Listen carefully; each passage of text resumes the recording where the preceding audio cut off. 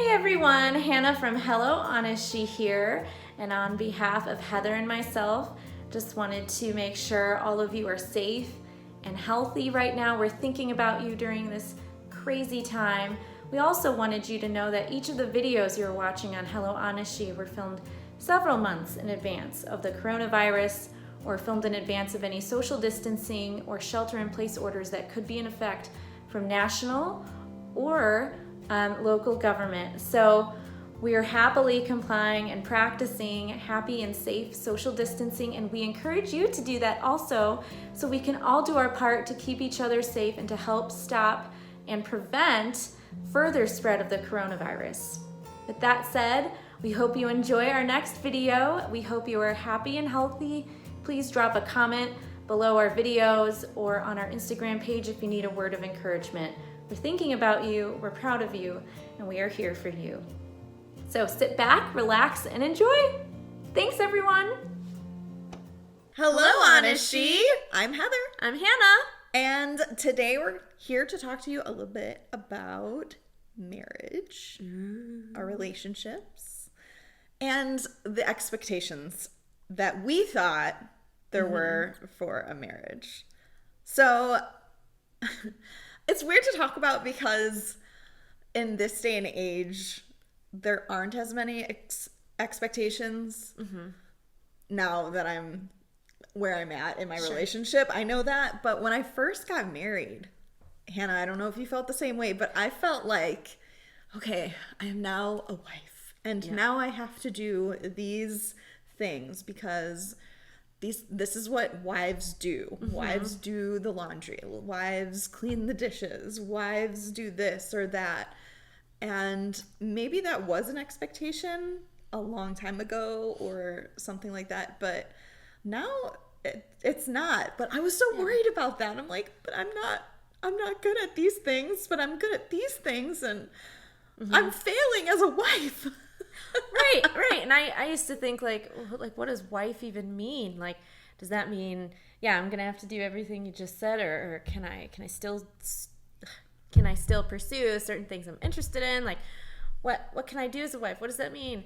And all these questions. And in my situation, there's a lot of different things going on there. And I think as to what you mentioned, things are a little different now. Expectations, I think, are more like it's a team effort versus a role that each spouse plays. Which I love that, and I really think we've gravitated to that team mentality. Yeah. And that really works for us. And in that sense, we contribute to the marriage equally, and we do whatever needs to be done to make it work. The fun things, the hard things, the difficult things, the sad things, whatever it is. So it's really nice to see that it's not what I thought it was going to be. Even as a young girl, thinking, you read all these books, history and all sorts of things. You're like, see the okay. movies. Yep.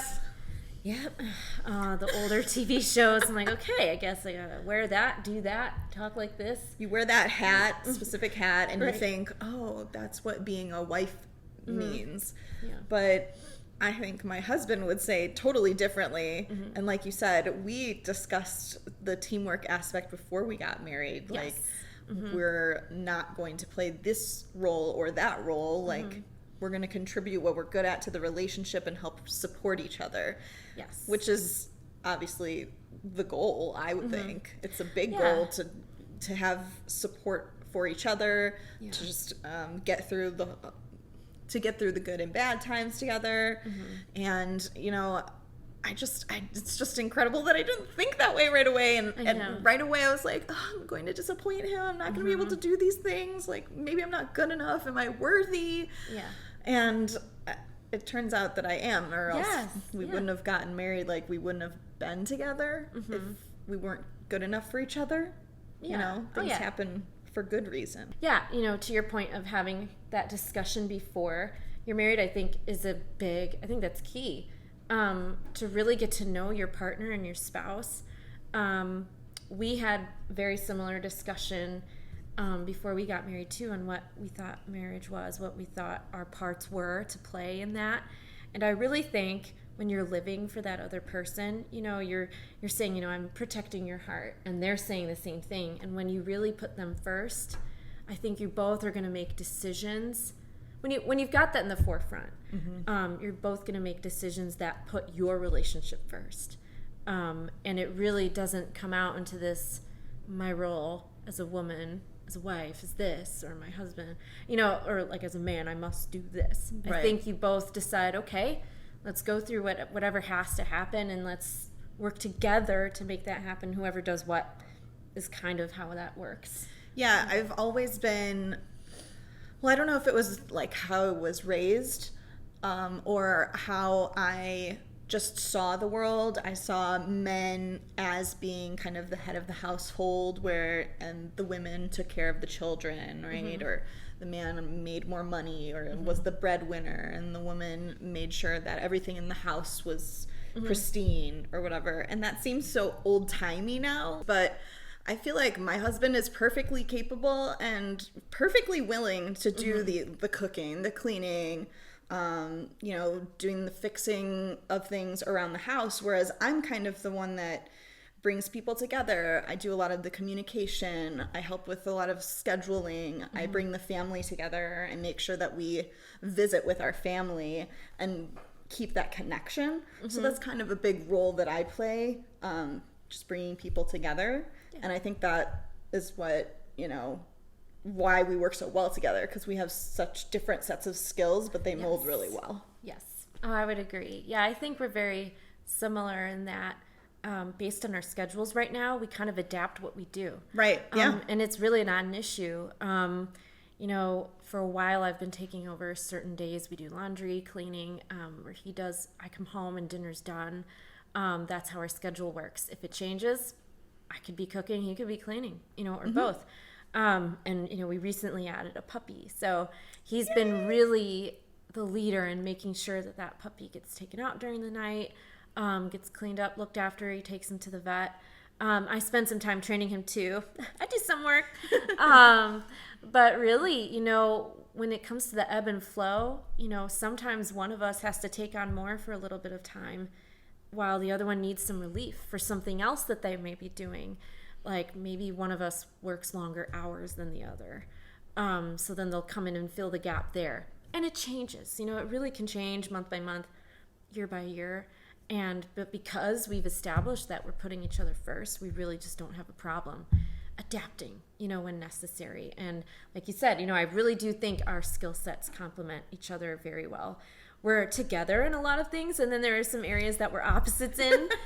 And it's really a beautiful thing if you put those to good use and don't get distracted by, like, for example, I'm not one with a great sense of humor, but my husband loves to joke. You know, so I'm learning to appreciate, like, when that's really extremely useful, because it is many of the times. Yeah. And sometimes my, you know, preparation and strategy for figuring out how things need to get done and when is probably extremely useful. And it changes. So, and that's kind of something that I like, and I admire it when we've got our act together and we can just recognize, okay, let's, you know, we got to drop what we're doing and turn it around and try something new to make this work. And one thing that, you know, if you're not married or if you're thinking about it, you know, I do think it's a wonderful thing. Oh, yeah. You know, as much work as it is, I really love my life, you know, with my husband, and I wouldn't change it. But it's not a vacation, and it's not like, I don't know, not paradise. I don't want to say that. It's not awful. It's not what I'm trying to say. No. But it's not a fairy tale. That's the word. Yeah. It's not a fairy tale. It's a real story, and you've got to put real work into it. But really, when you do that, when you invest that time because you've made a commitment, and when you put in the work to make that happen, I really do see the value, and there are beautiful things that can grow from that. Yeah, having a partner to grow with is something that we both think is really important for us and for our lives. So having that one person that you can count on is really important to us. And it's just like a special thing, like having that bond, having someone you know that's going to be there for you all the time, and not having that expectation that you're in charge of making sure you do the woman duties, or you're in charge of doing the masculine duties. You know, I love that society has changed in that women can be the breadwinner, and you know, men can stay at home with the kids if necessary, you know? And like, there's just so many different roles that you play in your relationships, and you just make it work to what suits you, and not to what suits society's expectations of what marriage should look like, right? Everybody's marriage looks different. Yeah. It's not cookie cutter. Right, depending on who you are, who you love, and even where you live, and how you are as a person, you know, everything's different. And I love that there's no set expectations anymore. It's like so freeing. But it's weird that I had those at first. Yes. Well, I think, you know, at the time when we were growing up, it definitely was set to a certain standard, which isn't wrong. It's just how it had been for a long time. And I think, you know, there's some truth to it. There's, you know, good points about that. But like you're saying, it's liberating to choose how it works best for you as a couple, you know, and what does love look like between the two of you. I think that's the most beautiful part. Right. And you're not defined by what you're supposed to be doing as, you know, what body you're in. Right. You know, if there's something in your marriage that works for you guys, or you may have found yourself in a unique situation as a couple, and you've had to kind of reevaluate what you're doing to get through that time in your life or to support each other, comment below. Tell us, you know, we want to hear. I know that in my relationship, we've had to reevaluate, you know, financial situations, who works what hours, who works where, what does that look like? Our situation's different, and we can get into that in a later episode. But it doesn't look like the norm, and I know I never thought I'd find myself in that situation. I know he never thought he would find himself in a situation like that, but we've really, you know, with the love of our community and the love we have for each other, we've really been able to just take it head on, you know, and adjust as we need. You know, there's no pressure to do it one way, or even to do it the right way at first. I mean, not the right way, but to be perfect. Right. You know, feel free to make your mistakes, because marriage isn't perfect. It's a learning opportunity anyway. You've got to learn how to kind of grow together and learn from one another, and learn what's going to work and what's not going to work. And I know that, you know, going into a marriage with expectation was a little bit almost for me wrong, because like I just thought it would be this like such this perfect easy thing, but come to find out, like, you're not going to be the princess all the time, right? Oh, no. And my husband and I get along fantastically. Like, I don't think we argue all that much. And then if we do, it's usually something really stupid and we get over it. But it's just like being able to have that person to have that conversation with. Luckily, he handles my creative mind very well. He's kind of the calm one, and I'm more outgoing maybe, but we kind of have that interaction where we can mold one another in a good way. Yes. Yeah. I appreciate that. If you're watching, honey, I love you so much. I love you too, honey. Yeah, I tend to just go from 0 to 100 in -1 seconds, and he's always got this ability to bring me back. Yes. We started at 1. How do they do that? Let's move on to 2, 3, 4, and, you know, what are the facts of the situation? Okay, you've established that, so then why are you afraid about this? Or why are you over the moon about that? And then either helping me get to the goal I'm trying to accomplish through some very good approaches, or really helping me understand that my fears are not valid, or maybe my feelings are valid, but I don't have to be afraid of certain outcomes, you know, because he's there and he's got my back, and he's going to try and, as much as he can, with whatever he can, get me through whatever I'm talking about. And I think what I admire about that in my relationship is, you know, he always wants to be there or fix it, or, you know, he definitely wants to solve the problem for me.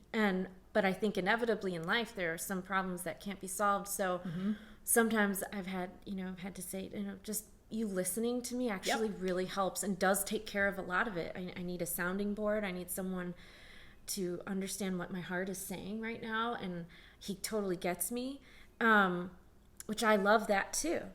And so that also I had to learn, because I honestly didn't know much about men.